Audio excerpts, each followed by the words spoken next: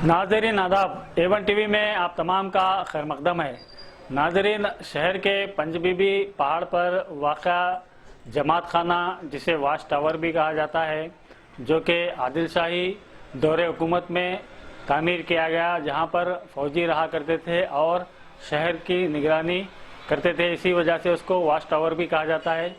आम ज़बान में उसे जमात खाना भी कहा जाता है, चूँकि पंजबीबी पहाड़ पर चूँकि 5 मुक़द्दस हस्तियों की दरगाह शरीफ है, 5 मुक़द्दस बीबियों की दरगाह शरीफ है, जिसकी वजह से उन्हीं के नाम से पहाड़ मंसूब है, पंजबीबी पहाड़। और वहाँ पर हज़रत चंदा हुसैनी रहमतुल्लाह अलैह की मज़ार भी है, तो लोग वहाँ पर नियाज वगैरह करने भी जाते हैं। ये पहाड़ की चोटी पर वाक़ा है और ये लोग जो कि नियाज वगैरह करने जाते हैं, वहाँ पर जमात खाने में रुककर वहीं पर खाना वगैरह का इंतज़ाम भी करते हैं। इसी वजह से शायद इसको जमात खाना भी कहा जाता है। इसके बिल्कुल बाजू एक मस्जिद भी वाक़या है, जो पुराने दौर की तामीर है। आज इस जमात खाने का एक हिस्सा बारिश की वजह से मुनहदिम हो गया और उसके दाएं जानिब भी कुछ दीवार मुनहदिम हो गई। अरसे दराज से यहाँ के नौजवान तवज्जो दिला रहे थे हुकूमत को और इंतज़ामिया को और आसार ख़दीमा महकमे को कि इसकी मरम्मत कराई जाए, इसकी रिपेयरी कराई जाए, लेकिन हुकूमत और महकमे दोनों भी गफलत का शिकार रहे, जिसके नतीजे में आज इस जमात खाने का एक हिस्सा मुनहदिम हो गया।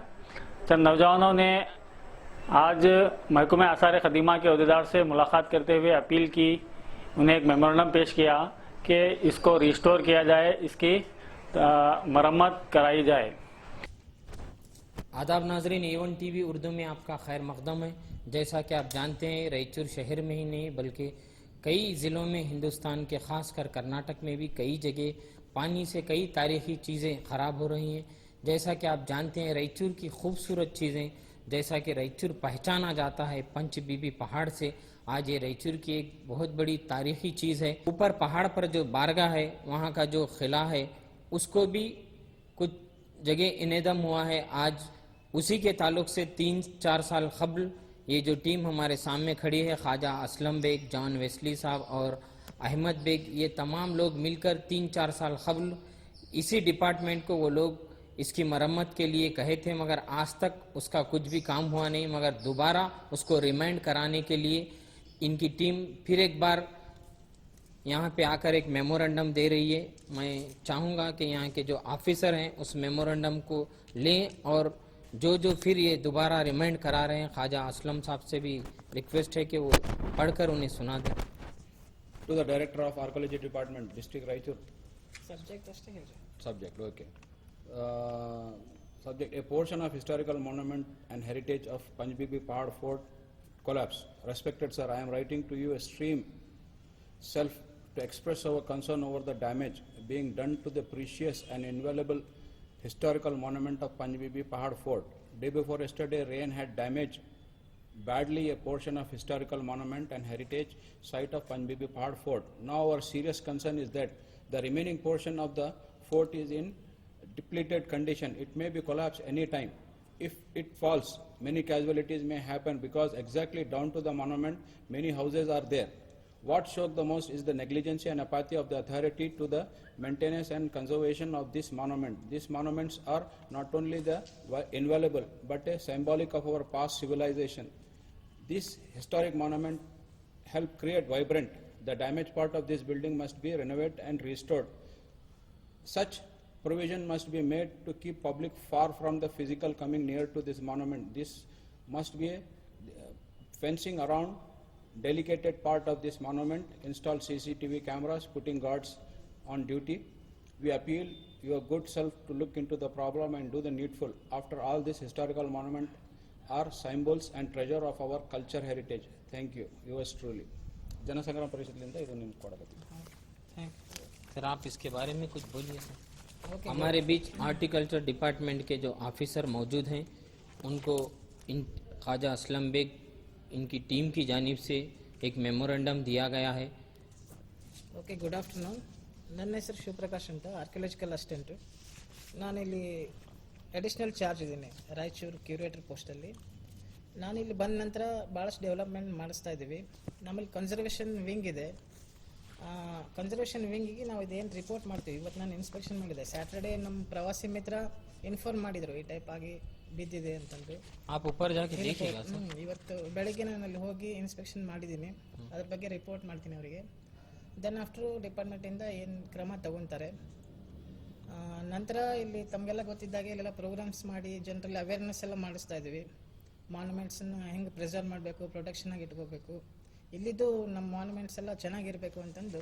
फिर भी आपके हिसाब से कितने दिन में होगा सर काम इसका? इसलिए कि 3-4 साल पहले वो दिए थे. ಇಲ್ಲ, ಈ ಪ್ರಕಾರ फिर भी ನಾವು उसके ಅವರಿಗೆ बाद ರಿಪೋರ್ಟ್ एक्शन नहीं ಮಾಡ್ತೀವಿ. हुई. ರಿಪೋರ್ಟ್ ಮಾಡೋದು ನಮ್ಮ ಕೆಲಸ ಇದೆ. ಆಮೇಲೆ ಕನ್ಸರ್ವೇಷನ್ ಮೇಡಮ್ ಅವ್ರು ಬರ್ತಾರೆ, ಅವ್ರಿಗೆ ನಾವು ಇನ್ಫಾರ್ಮ್ ಮಾಡಿದ್ದೀವಿ. ಅವ್ರು ಮೇಡಮ್ ಬಂದು ಅದ್ರ ಬಗ್ಗೆ ಯಾವ ರೀತಿ ಅದನ್ನು ಕನ್ಸರ್ವ್ ಮಾಡಬೇಕು, ಅದನ್ನು ಹೇಗೆ ಕಟ್ಟಬೇಕು ಅನ್ನೋದ್ರ ಬಗ್ಗೆ ಮೇಡಮ್ ಹೇಳ್ತಾರೆ. ಎಷ್ಟು ದಿನ ಆಗುತ್ತೆ ಅಂತಲೂ ಅವರೇ ये तो ಹೇಳ್ತಾರೆ. एक हिस्टोरिकल ಆಮೇಲೆ चीज ಅದಕ್ಕೆ है, ಎಷ್ಟು ಬಜೆಟ್ ಗ್ರಾಂಟ್ ಮಾಡ್ಕೋಬೇಕಂತಲೂ ಮೇಡಮ್ಗೆ ಗೊತ್ತು. एक तारीखी चीज है. उसके अलावा उसके अतराफ जो लोगों के घर हैं, गरीब लोगों के, उनको भी नुकसान पड़ सकता है, जैसा कि उन्होंने मेमोरेंडम में. ಇಲ್ಲಿ ಟಾಪ್ ಇದರಲ್ಲಿದೆ. ಆಮೇಲೆ ಅದ್ರ ಬ್ಯಾಕ್ ಸೈಡ್ ಏನಿದೆ ವ್ಯಾಲೀಸ್ ಇವೆ, ಅಲ್ಲಿ ವ್ಯಾಲೀಸ್ ಇವೆ, ಆಮೇಲೆ ಪಹಾಡೀಸ್ ಇವೆ. ಅದೇನಾದ್ರೂ ಬಿದ್ದರೂ ಕೂಡ ನಿಯರ್ ಯಾವ ಅಂತ ಹೌಸ್ ಇಲ್ಲ, ಪೂರ್ತಿ ಕೆಳಗಿವೆ ಮನೆಗಳು. ನೀವು ನೋಡಿದ್ರಾ ಇಲ್ಲಿ? ನಾನು ನೋಡಿದ್ದೀನಿ, ಇನ್ಸ್ಪೆಕ್ಷನ್ ಮಾಡಿದ್ದೀನಿ. ಆದರೂ ಕೂಡ ನಾನು ಇನ್ಫಾರ್ಮ್ ಮಾಡಿರ್ತೀನಿ, ನಮ್ಮ ರಿಪೋರ್ಟಲ್ಲಿ ಮೆನ್ಷನ್ ಮಾಡ್ತೀನಿ ಕೆಳಗೆಲ್ಲ ಮನೆ ಇವೆ ಅಂತ.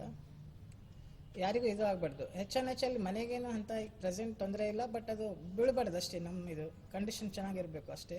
ಅದಕ್ಕೆ ನಾನು ರಿಪೋರ್ಟ್ ಮಾಡ್ತೀನಿ ಮೇಡಮ್ ಅವರು. नहीं, एक रायचूर की बहुत खूबसूरत चीज़ है सर, उससे रायचूर पहचाना जाता. अब तक उसको करना था, आप किस लिए आप उसको लेट कर रहे सर? ನೋಡ್ರಿ, ಡಿಪಾರ್ಟ್ಮೆಂಟಲ್ಲಿ ನನಗೆ ಇಲ್ಲಿ ಬಂದು ರೀಸೆಂಟ್ ನಾನು ಇಲ್ಲಿ ರಾಯಚೂರಿಗೆ ರೀಸೆಂಟ್ ಅಂದ್ರೆ 2 ವರ್ಷ ಆಯ್ತು. ಮುಂಚೆ ಏನು ಮಾಡಿದ್ದಾರೆ ಅವ್ರಿಗೆ ಗೊತ್ತು. ಕನ್ಸರ್ವೇಷನ್ ವಿಂಗೇ ಬೇರೆ ಇದೆ, ನಮ್ದು ಇಲ್ಲಿ ಕ್ಯೂರೇಟ್ರು. ನಾನು ಇಲ್ಲಿ ಮ್ಯೂಸಿಯಂ ನೋಡ್ಕೊತೀನಿ, ಅದು ಕೂಡ ಅಡಿಷ್ನಲ್ ಚಾರ್ಜ್ ಇದ್ದೀನಿ.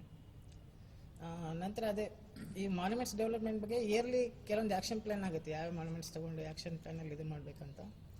ಅದು ಬಜೆಟ್ ನೋಡ್ಕೊಂಡು ವರ್ಕ್ ಮಾಡ್ತೀನಿ. यानी मैडम आके देखने के बाद उस पर एक्शन होंगे. उसका ठीक है सब.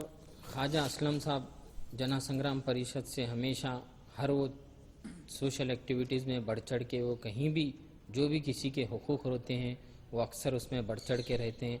आज ये रायचूर की तारीख़ी चीज़ है, ये जो खिला है ये हमारी एक पहचान है. जैसा कहते हैं कि हर एक की एक नाक होती है, हमारे रायचूर शहर की एक नाक है.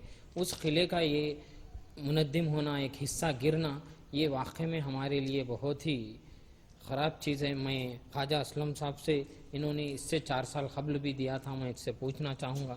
इसके बाद आप मुकम्मल पूछते गए सर इनको? हम ये 4 साल पहले वहाँ पे जाके देख के, जहाँ भी डैमेज है, क्रैक्स हुए हैं और जो ख़राब कंडीशन में है, कभी भी गिर सकता था, ये सब हम आर्कोलॉजी डिपार्टमेंट के नोटिस में लाए थे. ये लोग हमसे वादा किए थे, शिव प्रकाश सर नहीं थे जब दूसरे लोग थे, वादा किए थे कि जल्द से जल्द हम इसको मैसूर एक मीटिंग में हम इसको रखेंगे और वहाँ से कुछ फंड लाकर यहाँ बनाएंगे बोलकर बोले. लेकिन ये 4 साल से अभी तक कुछ नहीं हुआ. हम कम से कम ये तो बोले उनको, जो झाड़ लगे हुए हैं ऊपर, वो झाड़ों को तो निकालो, क्योंकि वो झाड़ है ना, इसको कमज़ोर कर रहे हैं और जड़ों की वजह से वो थोड़ा उसमें गैप्स आ रहा पत्थर में वगैरह बोले. वो झाड़ भी अभी तक नहीं निकाले. वो हमें आज बहुत दुख के साथ बोलना पड़ रहा है, क्योंकि इतना खूबसूरत ये है, उसको एक टूरिस्ट प्लेस बना सकते हैं. वहाँ पे अच्छे स्टेयर्स, ऊपर जाने के लिए रास्ता नहीं है, स्टेयर्स डालकर ये करेंगे तो वहाँ पे टूरिस्ट डेवलप होगा. टूरिस्ट डेवलप होगा तो वहाँ पर दूसरे लोगों का भी आजू बाजू ज़िंदगी अच्छी होगी, रायचूर का अच्छा रेवेन्यू आएगा, रायचूर का अच्छा नाम होता है. इतना अच्छा ब्यूटीफुल ये है वहाँ पर. लेकिन मैं समझता हूँ यहाँ के तकरीबन पब्लिक रिप्रेजेंटेटिव ऊपर गए नहीं होंगे, उसको देखे नहीं होंगे, उसके ऊपर ये नहीं करेंगे. लेकिन हमारा कंटिन्यूस ये अटेम्प्ट रहा कि उसको किसी तरह से प्रिजर्व करें, वापस इसको रिस्टोर करें, अच्छी तरह से बनाएं, वहाँ पर एक टूरिज़्म डेवलप हो, ये हमारी ख्वाहिश है. लेकिन वो ख्वाहिश हमारी पूरी नहीं हो सकी. आज हमें बहुत अफसोस के साथ करना पड़ रहा है. उसका एक पार्ट है ना, गिर गया नीचे घरें हैं, उसका भी बहुत सीरियस कंसर्न है, क्योंकि अथॉरिटी को इसको बहुत जल्दी सीरियस से लेना पड़ेगा. क्योंकि जो बचा हुआ भी जो दीवार है वो बहुत ख़राब कंडीशन में है, कभी भी गिर सकती है. अगर वो गिरी तो दूसरे बड़े पत्थर को अगर हिलाई, वो बड़ा पत्थर अगर नीचे घरों पे आया तो वो घरों पे बहुत सारे कैजुअलिटीज़ हो सकते हैं. तो इसको वार फुट के ऊपर ये डिपार्टमेंट उसको कुछ लेकर उसको वापस रिस्टोर कर या घरों को ऐसा कुछ नहीं हुए जैसा ऐसा फेंसिंग वेंसिंग कर या बहुत सारे बच्चे लोग चाहते हैं वहाँ पर, जो यंग बच्चे हैं वो वहाँ पर कुछ एडवेंचर्स करने की कोशिश करते हैं, अगर वहाँ पर जाने के बाद कुछ भी अगर अनहोनी हो गई तो वो लोगों की जान जा सकती है। तो वहाँ पर कंटिन्यूस एक गार्ड को रखना चाहिए, CCTV कैमरेज लगाना चाहिए, वहाँ कोई भी पब्लिक उसके करीब नहीं गए, जैसा ये एडमिनिस्ट्रेशन का काम है, इनको देखना चाहिए। हम एडमिनिस्ट्रेशन की भी नोटिस में लाएंगे ये बात को, और जब तक ये रिस्टोर नहीं करें हम इनके ऊपर कंटिन्यूस ऐसे ही मेमोरेंडम देते रहेंगे, एक प्रेशर बनाने की कोशिश करते रहेंगे।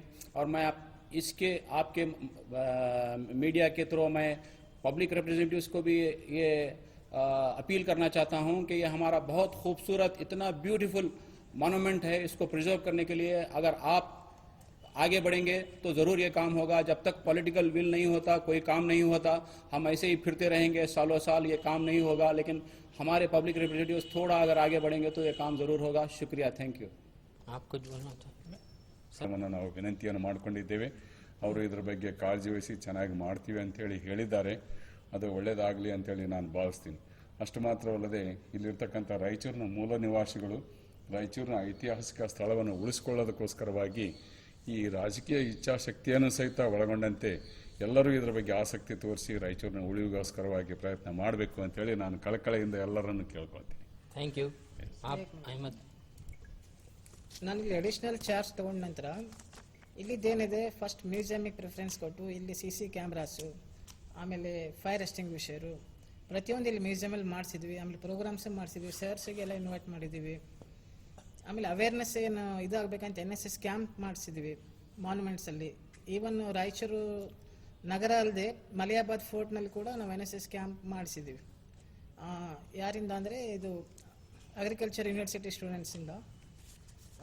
ಹೀಗೆ ಅವೇರ್ನೆಸ್ ಬಂದು ಇದು ಮಾಡಿ ಡೆವಲಪ್ಮೆಂಟ್ ಹೆಚ್ಚಾಗಿ ಮಾಡಬೇಕು ಅಂತಲೂ ನಮಗೂ ಕಾಳಜಿ ಇದೆ. ಆಮೇಲೆ ಡಿಪಾರ್ಟ್ಮೆಂಟು ಈ ನಿಟ್ಟಿನಲ್ಲಿ ಭಾಳಷ್ಟು ಕ್ರಮ ತಗೊತಾ ಇದೆ. ಹಳೆ ಮಾನ್ಯುಮೆಂಟ್ಸ್ ಯಾವ್ಯಾವ ಇವೆ ಅವೆಲ್ಲ ಸರ್ವೆ ಆಗಬೇಕು, ಆಮೇಲೆ ಯಾವ ಮಾನ್ಯುಮೆಂಟ್ಸ್ ಚೆನ್ನಾಗಿವೆ ಅವೆಲ್ಲ ಕನ್ಸರ್ವೇಷನ್ ಆಗಬೇಕಂತಲೂ ಕ್ರಮ ತಗೊತಾ ಇದ್ದಾರೆ ಈಗ ಡಿಪಾರ್ಟ್ಮೆಂಟಿಂದ. ಹಾಗೆ ನಿರ್ಲಕ್ಷ್ಯಕ್ಕೆ ಯಾವುದೂ ಇದು ಮಾಡಿಲ್ಲ. ಆಮೇಲೆ ಅದೇ ನಮ್ಮ ಮೇಡಮ್ ಅದೇ ಸ್ಯಾಟರ್ಡೇ ತಿಳಿಸಿದ ಕೂಡ ನಾನು ಮಂಡೇ ಬಂದು ನಾನು ಇನ್ಸ್ಪೆಕ್ಷನ್ ಮಾಡಿದ್ದೀನಿ. ಇವತ್ತು ಬೆಳಗ್ಗೆ ಫೋರ್ಟ್ ಮೇಲೆ ಹೋಗಿ ನೋಡಿದ್ದೀನಿ, ಅದ್ರ ಕಂಡೀಷನ್ ನೋಡಿದ್ದೀನಿ. ಅದನ್ನು ರಿಪೋರ್ಟ್ ಮಾಡ್ತೀನಿ ಮೇಡಮ್ಗೆ. ಮೇಡಮ್ ಏನಿದ್ದಾರೆ ಅವ್ರು ಬಂದು ಇನ್ನೊಂದು ಟೈಮ್ ಇನ್ಸ್ಪೆಕ್ಷನ್ ಮಾಡಿ ಅದು ಯಾವ ಟೈಪ್ ಕಟ್ಟಬೇಕು ಏನು ಅದ್ರ ಬಗ್ಗೆ ಅವ್ರು ಇದು ಮಾಡ್ತಾರೆ. Okay, thank you sir. जैसा कि आप जानते हैं हर एक तारीखी चीज़ से उस शहर को जाना जाता है, जैसे कि आगरा ताजमहल से, इंडिया गेट से दिल्ली, उसी तरह से हमारे रायचूर को पंचबीबी पहाड़ से जानते हैं. मगर आज उसका एक हिस्सा उस किले का टूटना ये वाकई में शहर के लिए बहुत ही ख़राब बात है. और आज ये लोग फिर से रिमाइंड करा के, और डिपार्टमेंट वालों का भी ये कहना है कि उनके हायर ऑफिसर को इसकी रिपोर्ट करके जल्द से जल्द उस काम को वो अंजाम देंगे. मैं आपका मेज़बान एंकर इंडियन भाषा कैमरामैन सलमान के साथ A1 TV उर्दू में.